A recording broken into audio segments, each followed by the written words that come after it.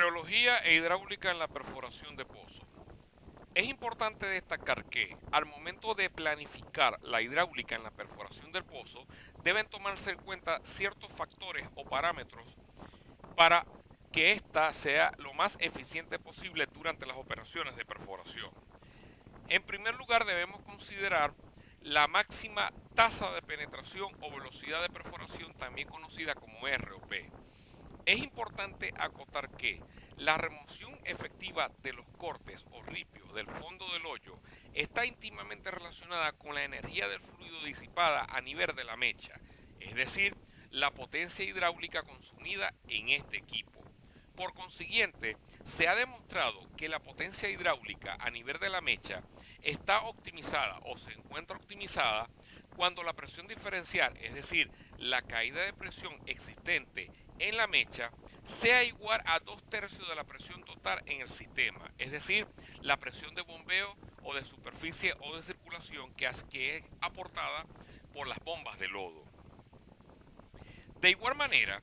el proceso de hacer máximo el sistema de potencia hidráulica puede ser utilizado para incrementar la velocidad de perforación en formaciones cuyo grado de compactación es de media a dura. En cuanto a la limpieza del pozo, debemos decir lo siguiente. En aquellas formaciones no consolidadas, también llamadas blandas o no compactas, o en aquellos pozos desviados o direccionales, la limpieza del fondo del pozo es muchas veces un factor predominante. Es un aspecto muy importante al momento de planificar la hidráulica. De hecho, hay poco sentido en este aspecto maximizar la ROP por medio de la selección de orificios o jack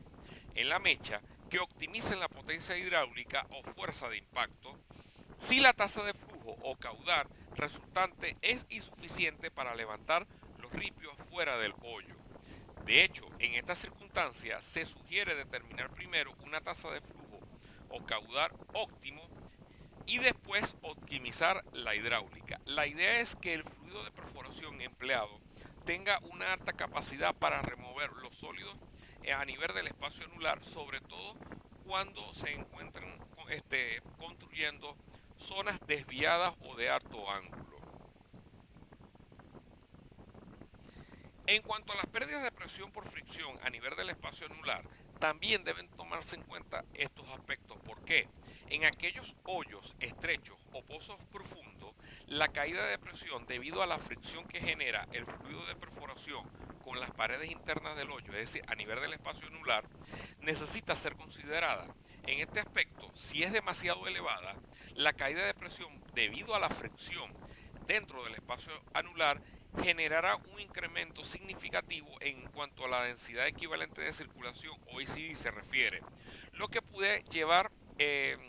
a posible fracturamiento de la formación, lo que traería consigo pérdida de circulación, atrapamiento o pega diferencial e inclusive derrumbes del hoyo, es decir, generaría una inestabilidad en las paredes del agujero. En cuanto a la erosión, debemos decir que en las formaciones blandas y no consolidadas, estas son propensas a generarse una especie de erosión siempre y cuando la velocidad anular y la tasa de flujo sean demasiado elevadas o si a nivel del espacio anular se encuentre una dimensión muy pequeña, existe por supuesto la posibilidad de que se genere un régimen de flujo turbulento. Es importante recalcar que el perfil de velocidad desordenado que presenta este régimen de flujo, causa un efecto lavado o erosión adicional sobre las paredes de las formaciones, sobre todo en este tipo de estratos, lo que generaría mayor derrumbe. Por consiguiente, este es causado por la inestabilidad de las paredes.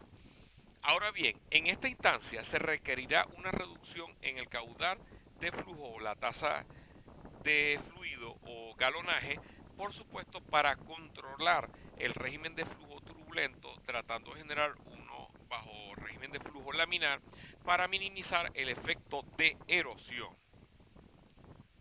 En cuanto a la pérdida de circulación, En caso de que se anticipe una zona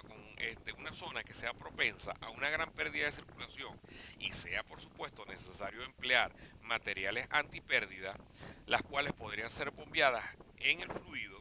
es importante instalar orificios o jack o toberas mucho más grandes a nivel de la mecha, evitando con esto el posible taponamiento de la mecha, por consiguiente afectar la tasa de penetración. En cuanto a los equipos instalados, el mayor factor del equipo instalado es la limitación de la presión de bombeo y por supuesto el rendimiento en volumen de las bombas de fluido utilizadas. Por ello, incrementar el tamaño de las camisas en las bombas incrementará simultáneamente el rendimiento en volumen, pero a su vez disminuirá la máxima presión de bombeo permitida.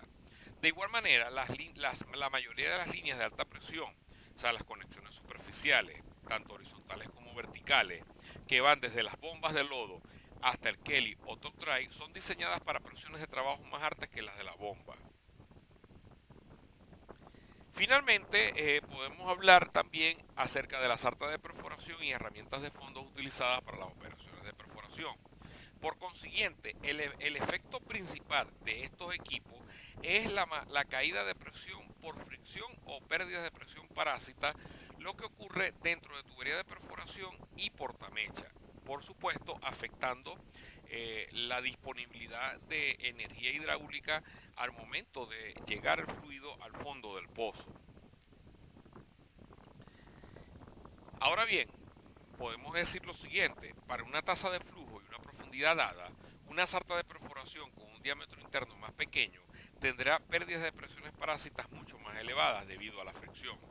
Ahora bien, uno de los beneficios de utilizar tuberías de 5,5 pulgadas de diámetro externo en vez de una de 5, por ejemplo, es que para el mismo gasto de flujo o tasa de flujo existe más presión disponible en la mecha para optimizar el tamaño de los jets, o que para la misma pérdida de presión parásita en la sarta de perforación,